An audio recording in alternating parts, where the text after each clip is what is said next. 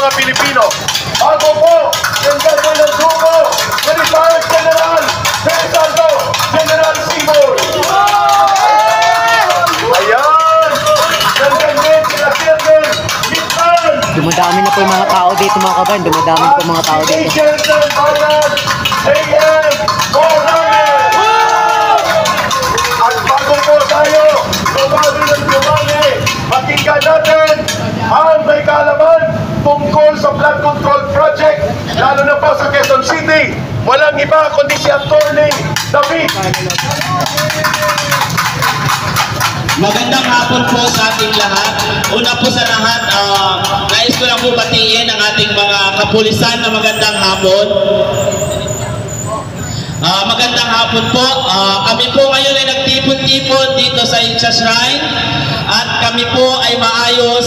Nagtipon-tipon dito, hindi po kami tulad ng kabilang grupo na ang hangad ay gulo. Kami po nagtipon-tipon dito upang ilabas ang aming sama ng loob sa ating gobyerno. No? Una sa lahat, ako si Attorney David from Quezon City, 3rd District. No? Tanungin ko po kayo, lahat po ba dito, halos iba sa inyo, nakaranas po ba ng binaha ang inyong mga lugar? Yes! Hindi lang po siguro Metro Manila ang binabaha. Ngayon, natuklasan na po ang tunay na may sala sa flood control project. Sino po ang may sala sa flood control project natin? Sige, Bim! Ang unang may sala po ng ating flood control project ay ang ating mahal na Pangulo. Sapagkat Mahal! Huwag na mahal! ay hindi po pala natin mahal. Huwag na Putang mahal! inang Pangulo. Yun, pwede yun, pwede. Diba po? Kasi hindi po mangyayari ang lahat ng yan kung wala pong paintulot ang ating Pangulong Marcos. Tama! Correct! Ngayon, ipinagmamalaki naman ng mga congressman ang kanilang budget na ibinigay sa kanila na bilyon-bilyong piso na galing sa pera ng taong bayan. Ang tanong ngayon, yung bilyon-bilyon na pera ng taong bayan ngayon na para sana sa flood control project, saan po napunta? Sa bulsa! Sa mga magnanakaw! Sa mandarambong! Sa bulsa ng mga magnanakaw. Pero ulitin ko po, sino po ang main player ng flood control project na ito? BBM! Ang pinaka-main player po na tinatakpan nila kung saan napupunta ang pera ng taong bayan ay nasa kay Lisa Araneta Marcos. Sapagkat si Lisa Araneta ang nagdidikta kay Martin Romualdez para kumurakot ng pera ng tao ng bayan. Correct! Ngayon naman, itong si Martin Romualdez ay uutuin si Santico para gumawa ng paraan para makakuha ng maayos na pera ng taong bayan. Ngayon, tanongin ko sa inyo, nasaan na si Santico? Tumakas na ang magnanakaw! Kaya po siya, ito po ang tanong ko sa inyo.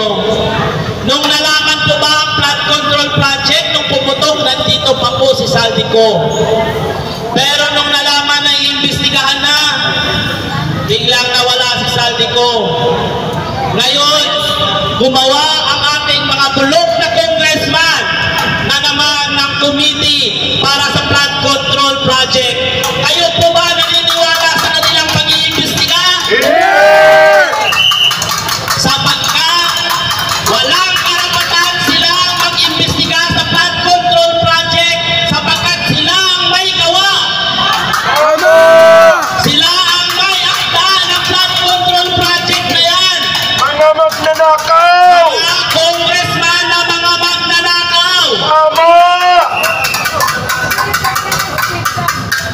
lahat po ng mga congressman na yan na umuupo ngayon sa committee na yan, lahat po na yan ay nakakulimbat ng pera ng taong bayan. Lahat ng mga yan ay magnanakaw.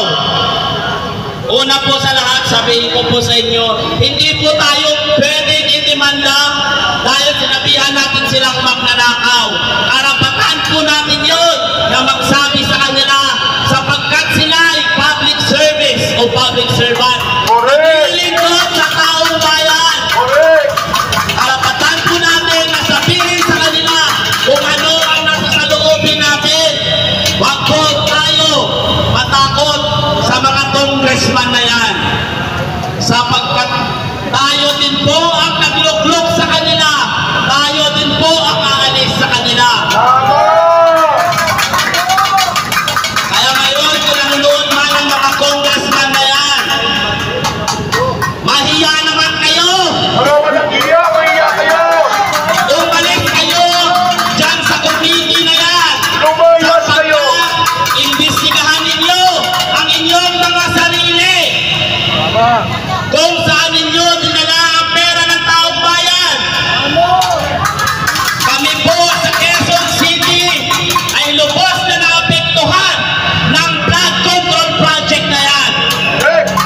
Dati po, kahit yung bagyong Ondoy o Yolanda, halos hindi po kami mabaha. Pero ngayon, konting lakas na ng ulan, grabe na po ang baha. Lubog po ang mga sasakyan, bubong na lang po ang nakikita. So ngayon, para naman to sa mga congressman sa 3rd District, anong ginawa ninyo sa pera ng flood control project? Binulsa ba ninyo? Malamang binulsa kasi wala naman talagang flood control. Ito pa po mga kababayan, naniniwala ba kayo na sasabihin ng mga local government na wala silang kinalaman doon sa flood control project na yun? Imposible po yan. Kasi sakop mo yan, karapatan mong imbestigahan. Siguro, alam mo na, nalagyan naman. Kaya yun, tumahimik si Mayora. Wala pa akong tinutukoy na mayor dito. Kung narinig ni Mayor Joy to, I love you. Pero yun po ang katotohanan. Una po, yung ating barangay chairman, may pananagutan din po dyan. Sapagkat, sakop po nila ang mga barangay na yun. Magtatanong sila kung may permit pa ito. Kung wala, i-report nila sa City Hall, action ng City Hall. So kung walang nangyari, wala daw alam ang municipal, local government, it's mean, nalagyan po sila. Naging bulag-bulagan po sila sa mga magnanakaw na congressman. Nakaawawa po ang taong bayan na ang tax natin, bago pa mapunta sa atin ang sahod natin, ay kaltas na nila. Tapos dadalhin lang nila sa walang hiya ang pera ng taong bayan.